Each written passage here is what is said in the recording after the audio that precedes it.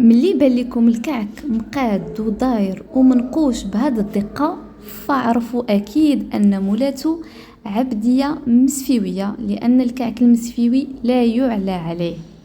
السلام عليكم ومرحبا بكم في قناتي وقناتكم ضيافة أسماء. نتمنى أموركم كاملة تكون بخير وعلى خير، وكنتمنى هذا الفيديو يلقاكم في أفضل الأحوال.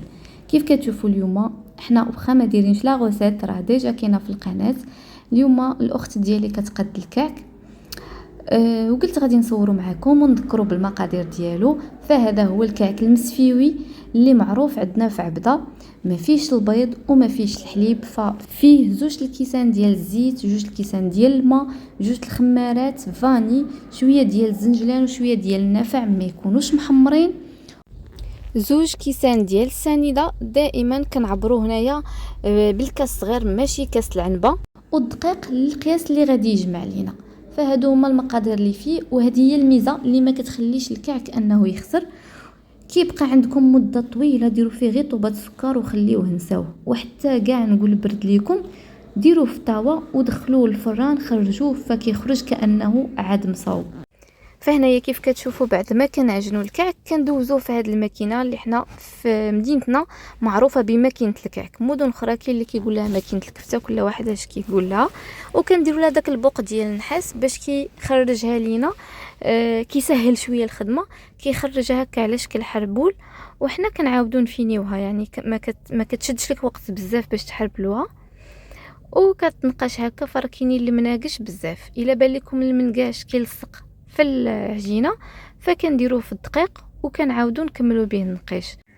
ففي الاول كانوا الناس كيديروا غير الكعك ديال الموس اولا الكعك ديال البوق، ومن بعد ولاو المناقش مشكلين ومنوعين، فهذا غير واحد منهم.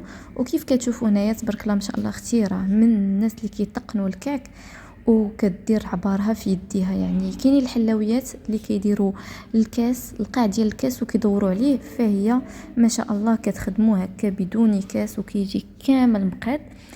حتى هي كانت قبل كتصاوبوا، ولكن عيات، راكم عارفين الماكينه ما سهلاش، ما بقاتش كتقادو. كيف قلت لكم فالكعك بدات المعالم ديالو كتشكل في الأندلس، أولا الملامح ديالو بدات كتشكل في الأندلس مع بداية القرن 17، ودخل المغرب مع دخول الموريسكيين ملي طردوا من الأندلس. هنا فين ولات اسفي معروفة بالكعك. فهذا هو الشكل ديالو، كندوزوه في الدقيق وكنحطوه في الطاوه باش ما كيلصقش.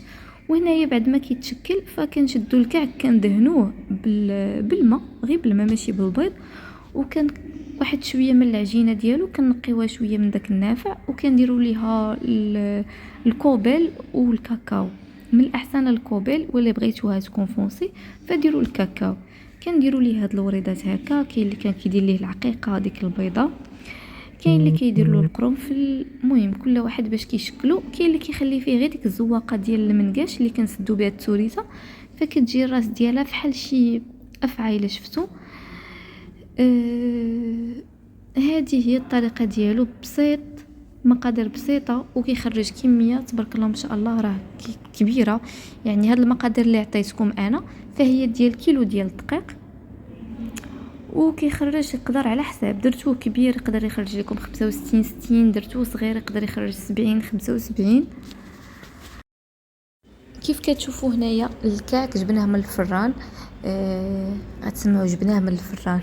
حنا عندنا الحلاوي ديال الدقيق، الكعك، الغريبه، الفقاس، الطيبه الثانيه ماشي الاولى، هادو كنطيبوهم في الفران ديال الزنقه. حتى الصابلي، الفران تاع الزنقه كيعاون الكعك باش يجي زوين، لانه كيطيبوا طياب واحد، ما كتجي جهه طيبه وجهه لا.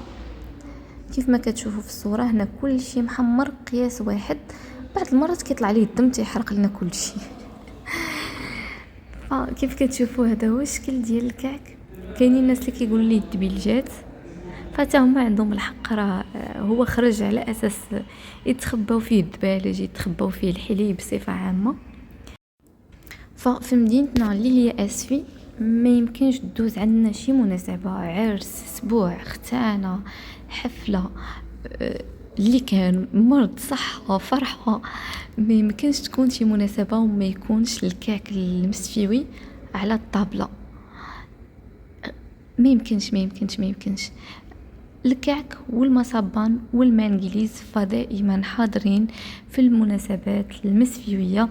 وخا زعما الكعك ما كينافسش حلويات اخرى، ولكن ضروري خاصو يكون حاضر في اي مناسبة عندنا. وراه ما شاء الله راه معروف على صعيد المغربي. فين ما مشيتي لشي مدينه تيقول لك كتقولها من اسفي تقول لك الكعك، السردين، الفخار، فهو معروف. المهم كان هذا هو لا فيديو ديالنا اليوم.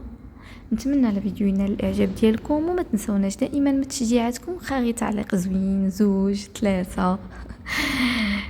راه القناه واقفه، راه ما كنتخلصوش منها، ما فيهاش الارباح. الا شفتوا الفيديوهات كاملين راه ما فيهمش الاشهارات بصفه عامه. هذه غير كمعلومه. فهنايا غنكون وصلنا لنهايه الفيديو. نتلاقاكم ان شاء الله في فيديو اخر. دمتم في امان الله.